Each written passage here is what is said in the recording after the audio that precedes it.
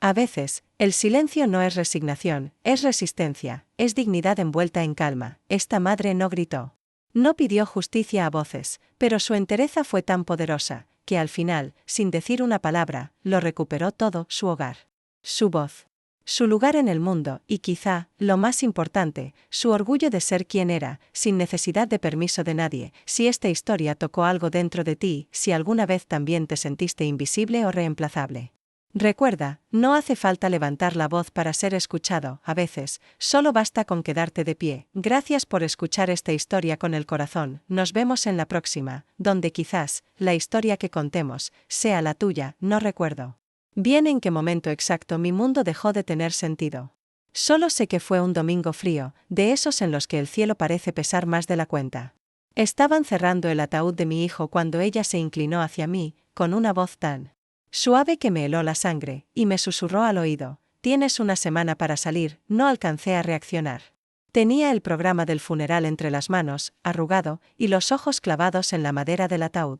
Sentía que el aire se me iba de a pocos, como si me estuvieran exprimiendo el alma. No giré la cabeza, no respondí. Me quedé ahí sentada, fingiendo que no había escuchado nada, mientras el sacerdote hablaba de paz, de resignación, de cerrar ciclos. Mi hijo, Aarón, se había ido 33 años. Un infarto fulminante, y con él, se me fue lo único que me importaba en este mundo. A mi lado, Madison, su esposa, con ese vestido negro entallado y sus lágrimas bien colocadas, ya estaba planeando cómo deshacerse de mí. Me apretó el hombro, con falsa ternura después de decirlo, como si me ofreciera consuelo, y solo sentí un escalofrío. Nadie más lo notó. Nadie sospechaba que esa mujer, que se mostraba rota frente a todos, me acababa de clavar un puñal por la espalda. Quise levantarme, gritar, pero no pude. Me ardía el pecho y las piernas no me respondían. Aguanté toda la misa en silencio. No derramé una sola lágrima. Ni siquiera al final, cuando los demás se acercaban a decir palabras bonitas sobre Aarón. Nadie me preguntó si yo estaba bien. Nadie me ofreció el brazo para salir del cementerio. Ni siquiera Madison, que sí se aseguró de ayudar a su abuela a subir al coche, dejándome atrás, sola. Regresamos en el coche de Aarón. El olor a su colonia aún estaba ahí, mezclado con la tristeza que colgaba del techo como niebla espesa. Madison no dijo ni una palabra. Solo miraba por la ventana como si ya hubiera terminado con todo esto. Yo, por dentro, estaba hecha polvo. Al llegar a casa, esa casa que ayudé a comprar, esa casa donde viví los últimos 7 años, ella se puso en modo anfitriona. Dio un discursito sobre la fuerza de Aarón, sobre lo divertido que era, sobre lo mucho que amaba a su familia. Repartió copas de vino, abrazó a la gente, se movía por la cocina como una viuda de novela, con esa sonrisa ensayada y esa mirada de actriz barata. Yo me quedé en silencio, apoyada contra la encimera, observando. Y vi los primeros indicios. La foto familiar que colgaba junto a la escalera había desaparecido, el maletín militar de Aarón, el que siempre estaba sobre el aparador, tampoco estaba, ya había empezado a borrar su rastro. Cuando los últimos invitados se marcharon, fui a mi habitación. Mi habitación, donde dormía desde que Aarón y ella compraron la casa. La puerta estaba abierta. Las mantas dobladas. La lámpara de la mesita de noche, desenchufada. Revisé la cómoda. Algunos cajones estaban vacíos. El joyero ya no estaba. En el armario, vi cajas etiquetadas con rotulador, cosas de mamá. Me quedé allí, parada en medio del cuarto, sintiendo cómo se me iba la fuerza. No era solo que me quisiera echar. No. Era que ya lo estaba haciendo. Paso a paso, sin escándalos, sin una sola discusión. Me estaba desmantelando. Estaba vaciando mi existencia. Bajé. Pasé por la cocina. Ella estaba sentada, con una copa de vino en una mano y el móvil en la otra. ¿Trajiste mis cosas?, le pregunté, con un hilo de voz. Madison me miró como si acabara de interrumpirle un monólogo importante. Solo estoy organizando.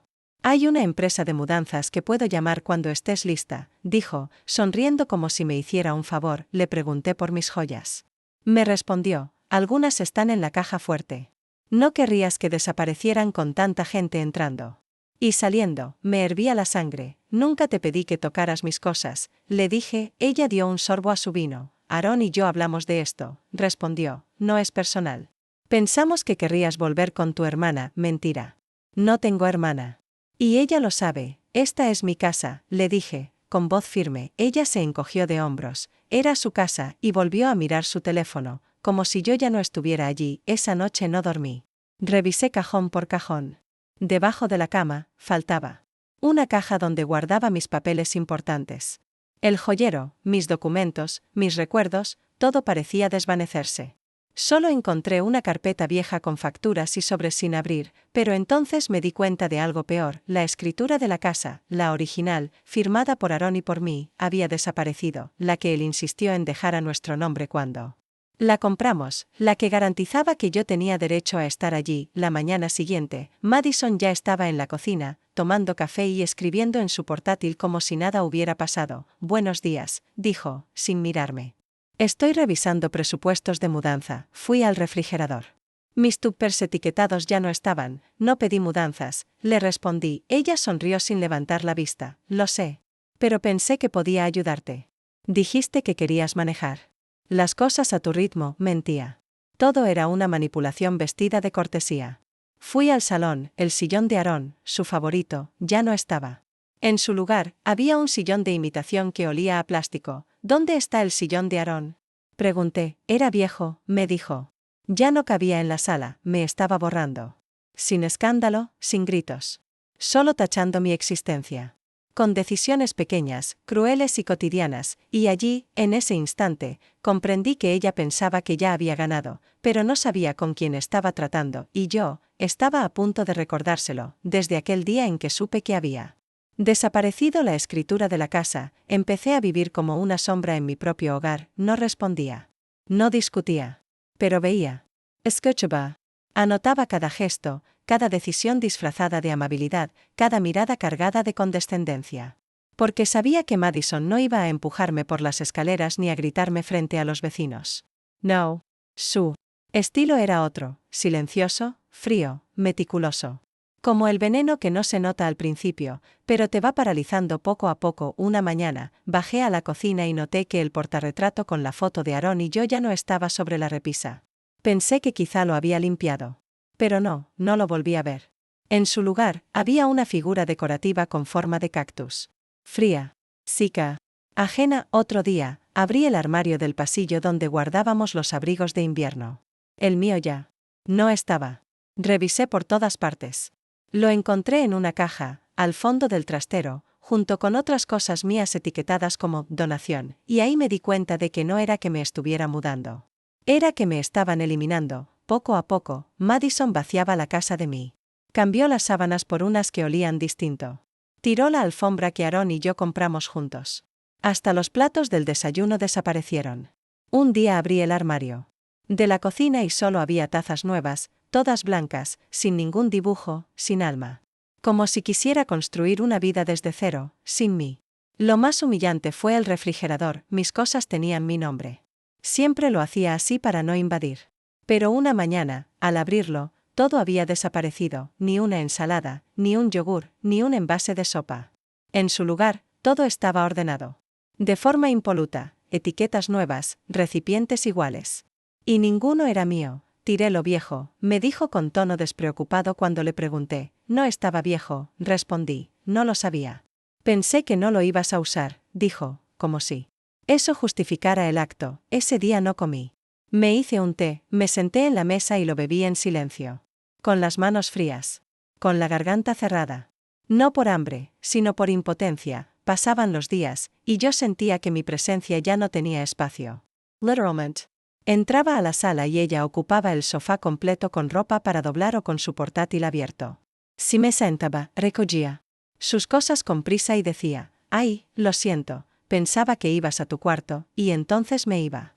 Me iba aunque quisiera quedarme. Me iba porque me habían enseñado a no molestar. A no hacer escándalo. A ceder por paz, pero no había paz. Solo una humillación suave, constante, como una lluvia que cala hondo. Un jueves, noté que la lámpara de noche de mi habitación ya no funcionaba. Al revisar, descubrí que la había desenchufado para usar el enchufe con otra cosa. Sin decirme nada. Otra pequeña conquista. Otro pequeño desplazamiento. Abrí el cajón donde guardaba mi receta médica. Vacío. El sobre con el dinero también había desaparecido. Fui al baño de invitados, el único que ella no usaba. Estaba impoluto, como si esperara una visita importante, pero la toalla que solía ser mía ya no estaba, cada rincón donde yo alguna vez estuve, cada objeto que llevaba mi huella, desaparecía. Me estaban desmantelando la vida sin levantar la voz, sin dejar huellas visibles. Como si yo misma estuviera desapareciendo, como si me estuvieran borrando, y nadie más lo notara, y entonces, una noche, la escuché hablar por teléfono, eran Circa de los Once. La voz le salía baja, pero lo suficiente para oír desde el pasillo. No, no sabe nada, decía. Ya está todo controlado, se refería a mí. No necesitaba más contexto. Yo era lo que no sabía nada. Yo era lo que había que controlar. Me fui directo al ático, donde Aarón guardaba papeles antiguos. Moví cajas con las manos temblorosas. Polvo por todas partes. Pero encontré una etiquetada, compra vivienda. Y allí estaba. La escritura. Mi nombre. La firma de mi hijo. Sellos oficiales. Todo lo que Madison pensó que había borrado, yo lo tenía en las manos, y aún así, esa noche dormí con la puerta trabada. Porque sabía que no era solo una disputa doméstica. Era una guerra sutil. Y en esa guerra, cada gesto contaba. A la mañana siguiente, ella apareció con 2 copas de vino. Pensé que podríamos hablar, me dijo, como si nada hubiera pasado, me senté. No bebí, no quiero que esto se ponga feo. Solo quiero seguir. Adelante, dijo, mientras jugaba con el borde de su copa. ¿Has hablado con un abogado? Pregunté sin rodeos, se tensó, no lo creí necesario, sonreí, sin humor, quizás sí lo sea, se le contrajo el rostro. Dio un sorbo rápido, ¿Estás amenazando, Ellen? No. Solo pienso en voz alta, se levantó despacio. Espero que podamos hacerlo fácil, yo también, y esa fue la última conversación educada que tuvimos en días, el resto fue un desfile de silencios tensos, de miradas que esquivan, de puertas que se cierran un poco más fuerte de lo normal. Ella seguía con su rutina de borrar y controlar. Pero yo ya no estaba tan quieta por dentro. Ya tenía un nombre, el abogado Holt. Ya tenía una copia digital de la escritura guardada en mi nube. Ya no era solo la suegra incómoda. Era la mujer que sabía. La mujer que esperaba el momento justo. Una noche, escuché pasos frente a mi puerta. Eran las 2 de la mañana. No golpeó. Solo se detuvo. Luego siguió. Esa fue su forma de recordarme que no estaba sola, pero lo que ella no sabía, es que yo tampoco estaba indefensa, a partir del momento en que encontré aquella carpeta con la escritura de la casa en el ático, algo dentro de mí despertó. No fue una explosión de rabia, ni una euforia de victoria. Fue algo más profundo, la certeza de que no estaba loca, de que no estaba sola, y que sí, tenía razón, y cuando una mujer mayor, que ha sido invisible durante semanas, recupera la certeza de que no se ha inventado el mundo que construyó con amor, entonces empieza el verdadero cambio. Empecé a moverme con cuidado, guardé copias. Escaneé documentos. Abrí una carpeta nueva en mi correo, la nombré Legales y la protegí. Con doble verificación. Cada noche, repasaba mentalmente cada rincón de la casa, cada detalle que Madison había modificado, y me preguntaba, ¿por qué tanta prisa? ¿Por qué tanto miedo? Una tarde, mientras preparaba café, escuché a Madison hablando por altavoz desde la habitación de invitados. Sí, sigue aquí, decía. Ya sé que es incómodo, pero no tiene ningún derecho real. Pausa. No, su nombre no está en los recibos ni en los impuestos. Todo irá bien, me aclaré la garganta desde el pasillo. Ella se sobresaltó, me miró de reojo y preguntó con voz fingida, «¿Todo bien? Deberías tener cuidado con lo que dices en esta casa», le respondí. Las paredes son delgadas, volví a la cocina, pero esa noche dormí más tranquila que muchas otras. Porque sabía que la tenía nerviosa. ¿Y cuándo alguien como Madison empieza a ponerse nerviosa? Es porque está escondiendo algo. El viernes por la noche organizó una especie de reunión con excusa de cierre emocional. Invitó a amigos de Aarón, vecinos, antiguos compañeros de trabajo. No me pidió que ayudara.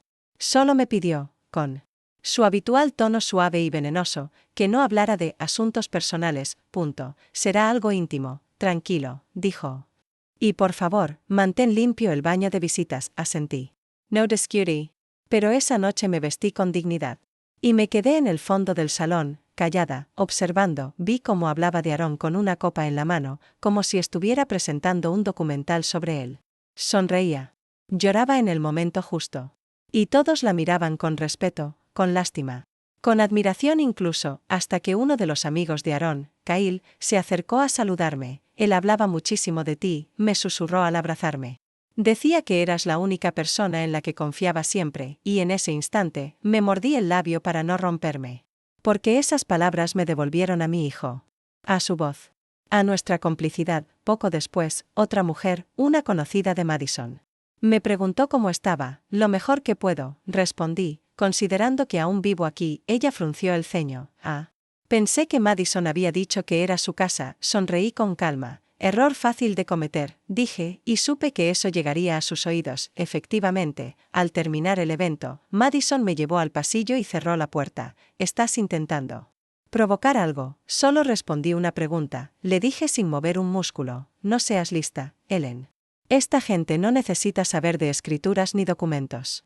Entonces no deberías vaciar la habitación de Aarón como si nunca hubiera vivido aquí. Su rostro se tensó. Si no quieres estar aquí, puedes irte. Oh, no pienso moverme. Se acercó y susurró con la misma voz del funeral. Te crees astuta, Ellen, pero no sabes cómo funciona esto.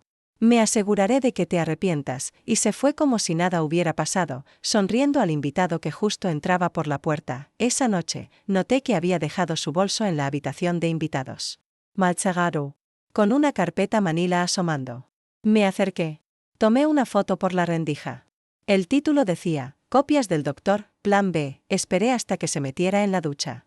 Entonces, sin hacer ruido, revisé el contenido, una carpeta con documentos etiquetados como Firmas Electrónicas 2023. Otra con la fecha límite de la casa. Y una imagen de un testamento con firma digital, con fecha de marzo. Aarón murió en febrero. Sentí un escalofrío. Aquella firma no era suya. El sello notarial estaba copiado y pegado. Y lo más alarmante. El documento nombraba a Madison como heredera única. Sin mencionar a su madre. Sin mencionar a nadie más, tomé fotos de todo. No toquen a moving ahora. Cerré el bolso. Salí de puntillas. Me senté en mi cama y envié todo al abogado Holt. Me respondió al amanecer, esto es serio. Si ella alega embarazo o dependencia emocional, podemos obligarla a presentar historial médico. La fecha no cuadra. Es posible que esté fabricando pruebas, y justo cuando pensaba que lo había visto todo, llegó el golpe más absurdo de todos. Entré en la cocina esa mañana y la encontré llorando. Pero no con dolor real. Era el llanto de alguien que quiere ser visto llorando. Con el pañuelo arrugado, los ojos al borde, y la mirada fija por la ventana. Perdón, a veces me vuelve todo de golpe, dijo al verme, y luego, sin que se lo pidiera, se llevó una mano al vientre.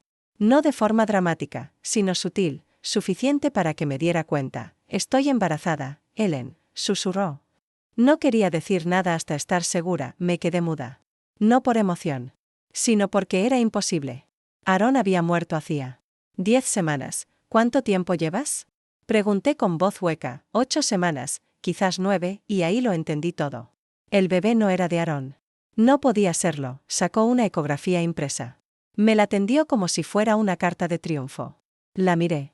Revisé la fecha, hacía solo 4 semanas, usé un donante, dijo. Aarón y yo lo hablamos, por si acaso. Quería tener algo de él, mentira. Lo supe con cada fibra de mi cuerpo. Aarón me lo habría dicho. Él jamás hubiera callado algo. Así, no reaccioné. No dije nada. Solo le devolví la foto. Ahora entiendes por qué necesito estabilidad, añadió. Por el bien del bebé, no quería un hijo. Quería un argumento legal. Un relato de víctima. La viuda embarazada que vive con una suegra inestable, y justo entonces, supe que ya no era un juego de espacios ni de vajillas. Era una guerra de narrativas, y yo, tenía que documentar cada mentira con el pulso de un cirujano, porque en esta historia, quien tiene la verdad no necesita gritar. Solo necesita probarlo. Tras descubrir la falsificación del testamento, el embarazo manipulado y la artimaña emocional que Madison estaba construyendo con tanta frialdad, supe que el tiempo de callar había terminado. Pero no iba a entrar en su juego. No gritaría. No lanzaría pleitos. No escribiría notas venenosas. No iba a ganar como se gana de verdad, con pruebas, con estrategia, con la verdad cuidadosamente documentada. Así que al día siguiente volví al despacho del abogado Holt, sin cita previa, sin aviso. Esta vez no iba como una mujer desesperada, sino como alguien que había armado pacientemente su verdad. Llevaba una carpeta con mi nombre, perfectamente clasificada, escritura original firmada y notariada, documentos de refinanciación con mi nombre aún vigente, capturas de pantalla del testamento falso, metadatos con el nombre del ordenador de Madison, la ecografía con fechas imposibles, fotos de la carpeta etiquetada, Plan B, transcripciones de las amenazas veladas que había grabado en notas de voz. Holt lo leyó todo con atención, sin interrumpirme. Asentía, pasaba hojas, marcaba con bolígrafo algunos puntos. Esto, dijo al fin, es mucho más de lo que esperaba. Aquí hay indicios sólidos de manipulación documental, fraude sucesorio e intento de desalojo ilegal. Me temblaban los dedos, pero no por miedo. Era la rabia contenida, transformada por fin en acción. ¿Qué podemos hacer? Le pregunté. Todo. Vamos a presentar una moción para congelar cualquier intento de transferencia o venta de la casa. Además, solicitaremos que el Tribunal de Sucesiones revise la validez del testamento. Y paralelamente, presentaremos una alerta judicial de protección a la propiedad. Me quedé callada, procesando sus palabras. ¿Y si intenta echarme de nuevo? Con todo esto documentado, cualquier intento se le vuelve en contra. Ya no está solo intentando borrarte. Está mintiendo al sistema. Y el sistema, señora Ellen, no tolera que le mientan. Salí de aquel despacho con el pulso tranquilo, el andar firme y la mente clara. Ya no estaba sola. Ya no era una anciana invadiendo una casa, era una copropietaria defendiendo lo que era suyo, frente a una estafadora, y esa misma tarde, como si lo hubiera olido en el aire, Madison empezó a comportarse diferente. ¿Te apetece cenar juntas? ¿Esta noche? Preguntó con una sonrisa que me recordó a la de una actriz en su último acto. No, gracias, le respondí. ¿Te pasa algo?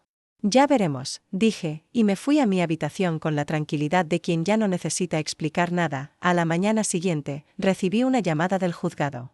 Me confirmaron que un notificador vendría en breve a entregar documentación oficial en el domicilio.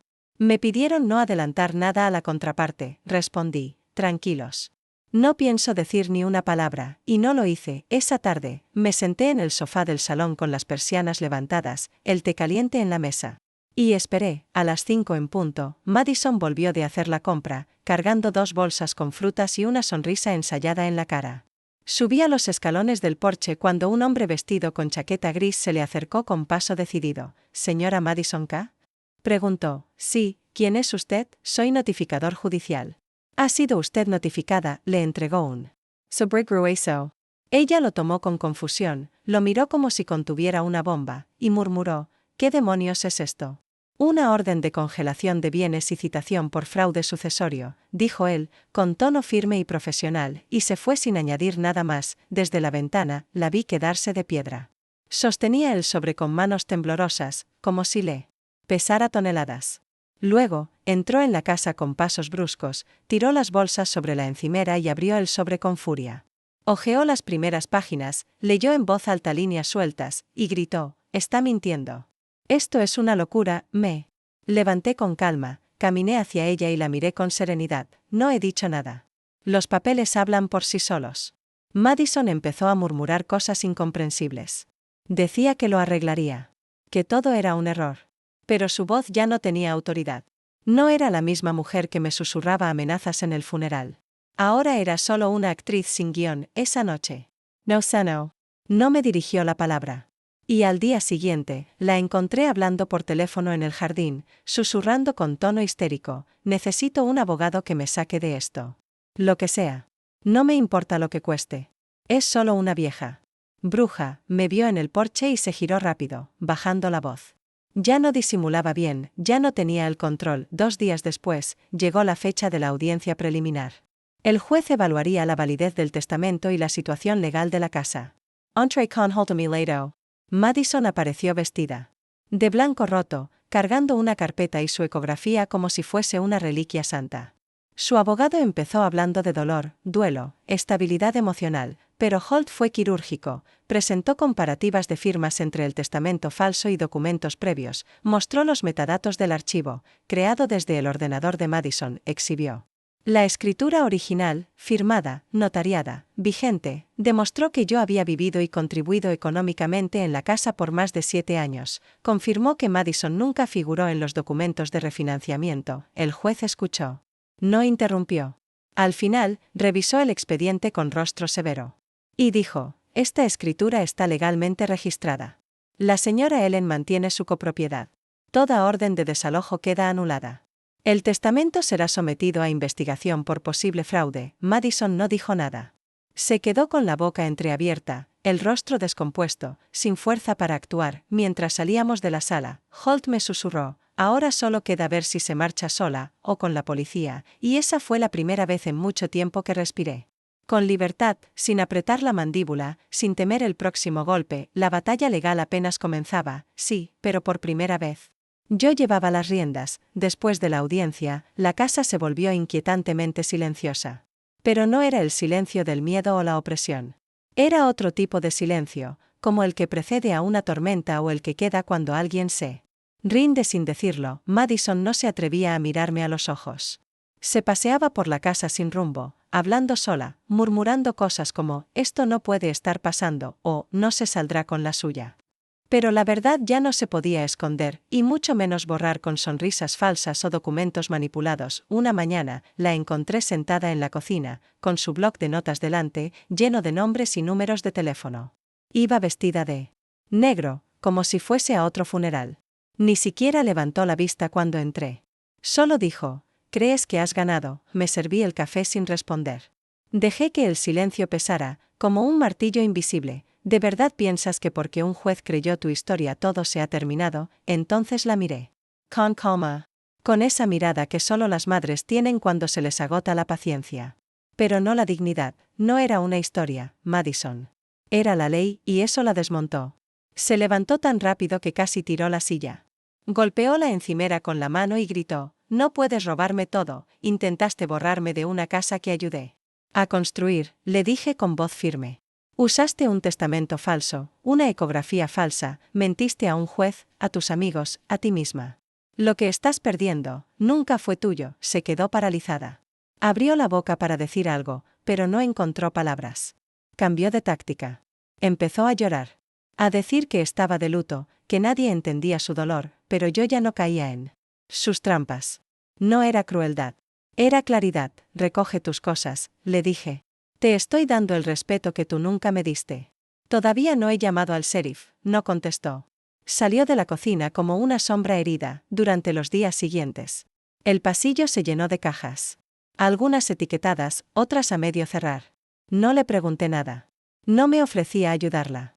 No era por rencor. Era por respeto a mí misma, y entonces, una noche, justo cuando pensaba que todo estaba finalmente en orden, encontré en el salón una pequeña memoria USB, sin etiqueta, dejada en medio de la mesa de centro. La miré durante largos minutos. Madison no job another al azar. Aquello no era un descuido. Era una provocación, podría haberla tirado. Pero la conecté al viejo portátil de Aaron. Dentro solo había un archivo, ábreme. Lo hice, apareció un vídeo. Madison, sentada en la silla del despacho de Aaron, hablando directamente a la cámara. Su voz tranquila, su mirada afilada. Si estás viendo esto, o me he ido o crees que has ganado, decía. Hice lo que tenía que hacer. Nunca debiste quedarte tanto tiempo, Ellen. Aaron quería pedirte que te fueras antes de morir. No tuvo el valor. Así que lo hice por él. Me quedé helada. Pero no por el contenido, sino por su necesidad de tener la última palabra. Incluso derrotada, quería herirme. Volví a reproducir el vídeo. Observe cada gesto. Cada mentira dicha con esa boca tan segura de sí misma. Y entonces abrí mi cajón. Saqué la carta que Aaron me dejó, escrita a mano. Con su letra, 3 semanas antes de morir. No dejes que se lo lleve todo, decía. Esta casa siempre fue nuestra. Haz lo que tengas que hacer, mamá. Ahí estaba la verdad. No en su USB. No en sus palabras grabadas. Sino en el trazo tembloroso de un hijo que aún, desde su dolor, quiso protegerme. Escaneé la carta. La envié al abogado Holt con un simple mensaje, esto completa el motivo. Me respondió al instante, envíalo. Esa prueba de balas. Y esa noche, dormí con la ventana abierta. Sin cuña en la puerta. Sin llave bajo la almohada. Por primera vez, en paz, el domingo por la mañana, Madison apareció en la cocina. Tenía el rostro pálido, sin maquillaje, y los ojos hundidos. Saldré el viernes, dijo, asentí. Sin sonreír. Sin ironías. Solo asentí. Como si estuviésemos cerrando un acuerdo logístico, no una guerra de un mes. Puedes recuperar tu casa, añadió. Nunca fue tuya para darla, respondí. Eso la tocó más que cualquier grito. Se quedó muda, con la mirada vacía. Quiso decir algo, pero lo tragó. Pasé junto a ella y puse la tetera al fuego. Porque sí, de verdad quería té. Horas más tarde, llegaron dos amigas suyas para ayudarla a cargar cajas. Reían en voz alta en el pasillo. Decían cosas como, «Está loca, ¿cómo has vivido aquí con ella?». No respondí. No valía la pena y...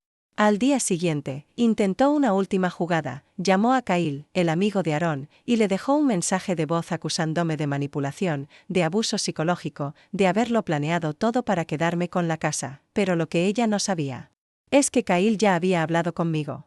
Ya había visto los documentos, la carta. Y me reenvió el mensaje con solo una frase, «Está desesperada». Y no respondí. Ya no había nada más que decir. El jueves, al mediodía, su coche estaba cargado. Lleno hasta el techo, se acercó a la puerta con la última bolsa y dijo, «No tienes que hacer esto». «Tú tampoco», le respondí. Retrocedió. Esperaba lágrimas, un grito, algo que pudiera usar después como prueba. Pero no lo tuvo. Le abrí la puerta. «Tienes hasta medianoche». Le dije, «¿A dónde se supone que debo ir?». Preguntó con voz rota. La miré a los ojos, «A cualquier lugar que no sea aquí», y cerré la puerta. No por crueldad. Por dignidad. Por fin, desde la ventana, la vi quedarse de pie en el porche durante un minuto entero.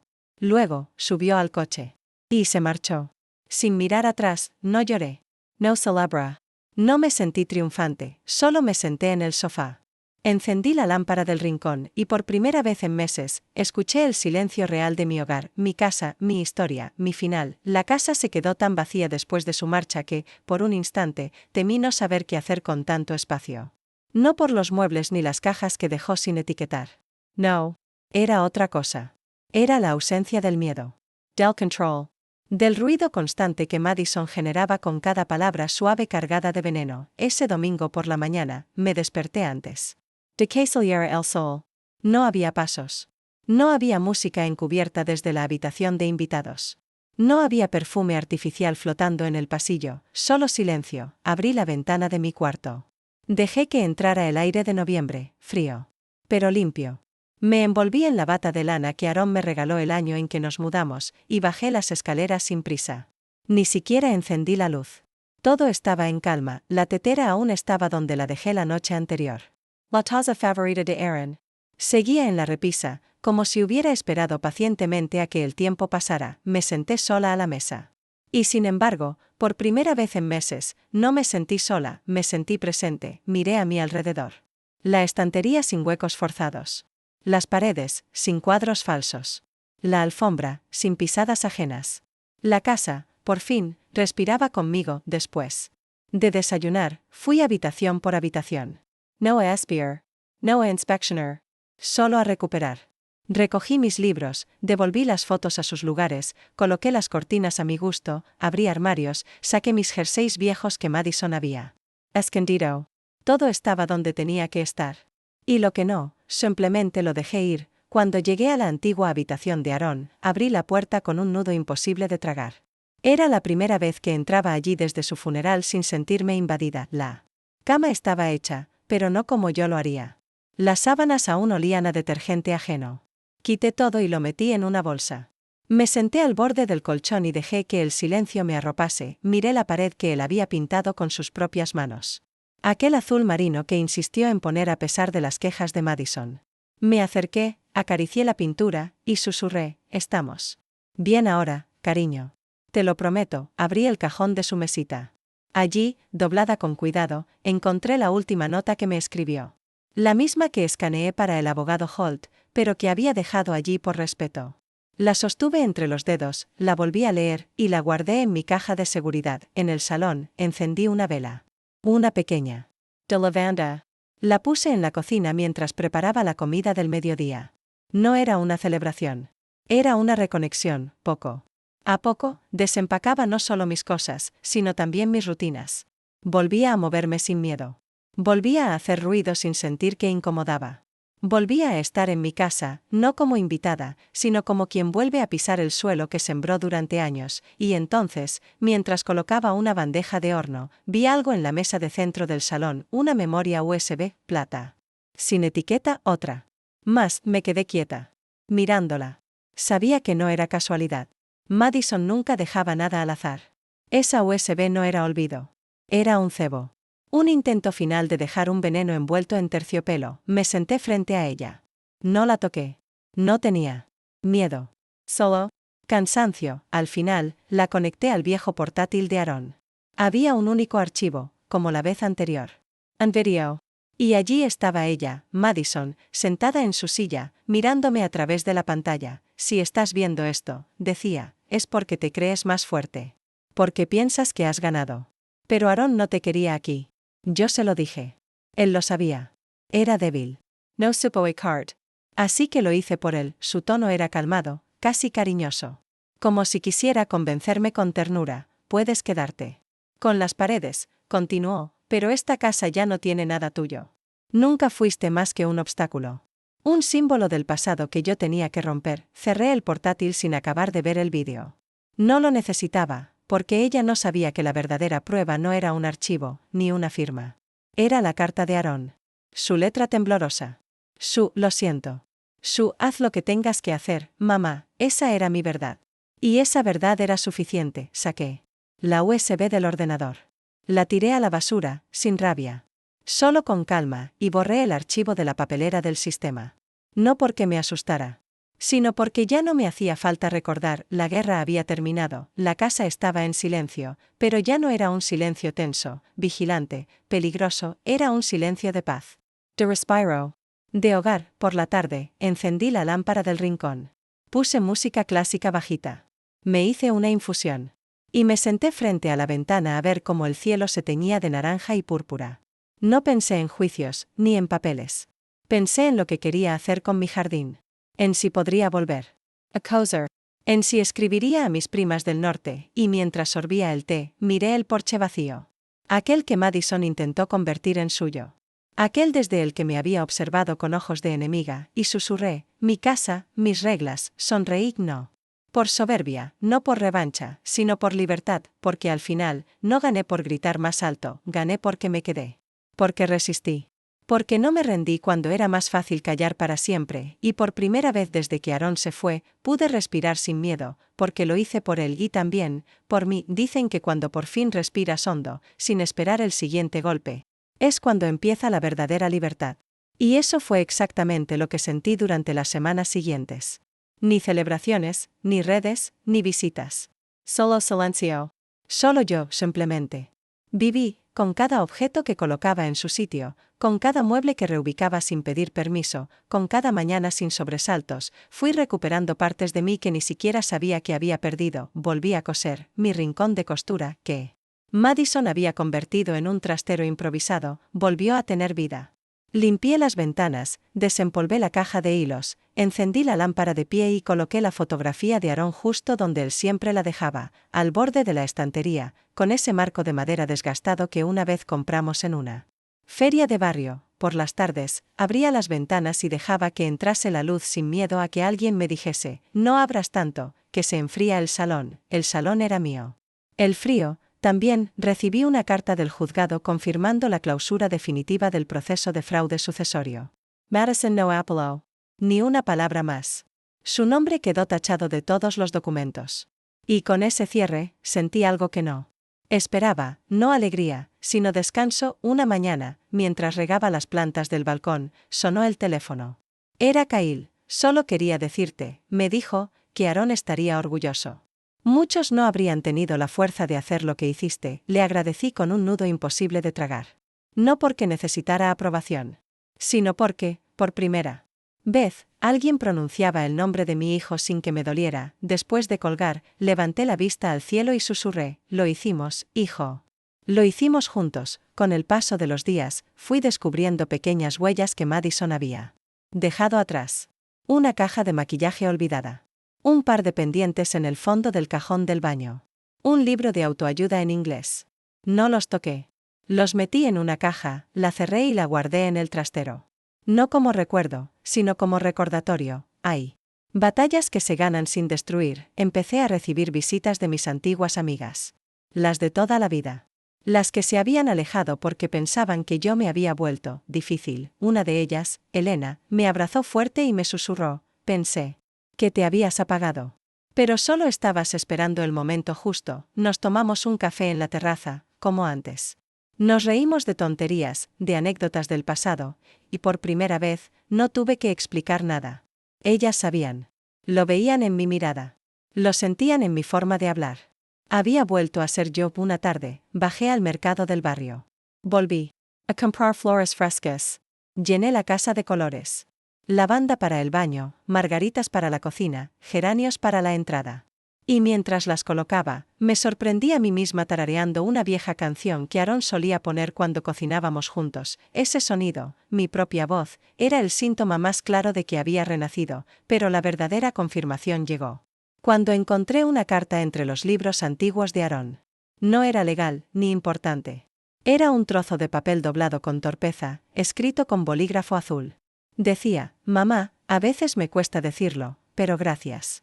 Por no irte. Por quedarte cuando todo se torcía. Por hacer de esta casa un lugar. Perdona si alguna vez te hice sentir de más. Si me pasa algo, que nadie borre eso. Por favor. Lloré. No de tristeza, sino de alivio. Lo escaneé y lo guardé junto a la otra carta. Y entendí que lo que había recuperado no era solo una escritura o unas paredes. Era mi vínculo con él. Inquebrantable, pese a la muerte, pese al engaño. Pese a todo, en algún momento, pensé en vender la casa. En empezar de nuevo lejos, junto al mar o en el pueblo de mi infancia. Pero luego, una tarde de lluvia suave, mientras miraba caer las gotas por la ventana del salón, comprendí que no necesitaba empezar de cero, porque lo que había construido con Aarón seguía aquí y porque por fin, ahora sí, era mío. Decidí hacer pequeñas reformas. Cambiar el papel pintado de la entrada. Pintar de nuevo el despacho. Plantar hierbas aromáticas en el patio trasero. No por necesidad, sino como un acto de renovación. Como quien no olvida, pero elige seguir adelante. Un sábado, mientras reorganizaba el armario del pasillo, encontré una vieja caja de cartón con recuerdos, dibujos de Aarón, cartas del colegio, una medalla que ganó en una carrera local. Me senté en el suelo, rodeada de papeles arrugados y fotografías descoloridas, y sentí que todo lo que había soportado había valido la pena, no para ganar, sino para quedarme, para preservar. Y esa noche, al cerrar la puerta con llave, miré la casa desde el recibidor. No era un palacio. No era moderna. Pero era mi lugar. El sitio donde me reconstruí sin perderme. Donde aprendí que a veces, resistir en silencio es más poderoso que cualquier grito. Volví a encender la vela de lavanda, puse música suave, y mientras el té se enfriaba en la mesa, susurré una última vez: gracias, Aarón. Por no dejarme sola.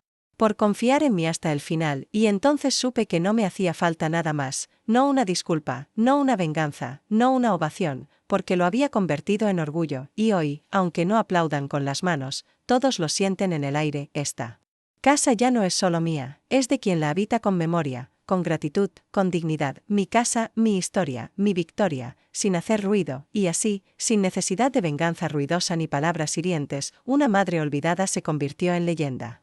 Silenciosa, no por lo que perdió, sino por lo que decidió recuperar: su dignidad, su voz, su lugar, porque cuando el mundo te da la espalda, tú eliges quedarte en la sombra, o convertir esa sombra en abrigo, en fuerza, en nuevo comienzo. Ella eligió brillar. Sin permiso. Sin ruido, sí. Tú también has sido herida en silencio. Si alguna vez te borraron como si no valieras nada, recuerda, no eres desecho. Eres raíz, y desde ahí puedes volver a florecer. Gracias por quedarte hasta el final, gracias por escuchar con el alma, y si esta historia te tocó el corazón, compártela con alguien que también merezca volver a sentirse valioso. Nos vemos pronto, con más historias que no solo se escuchan, sino que se sienten.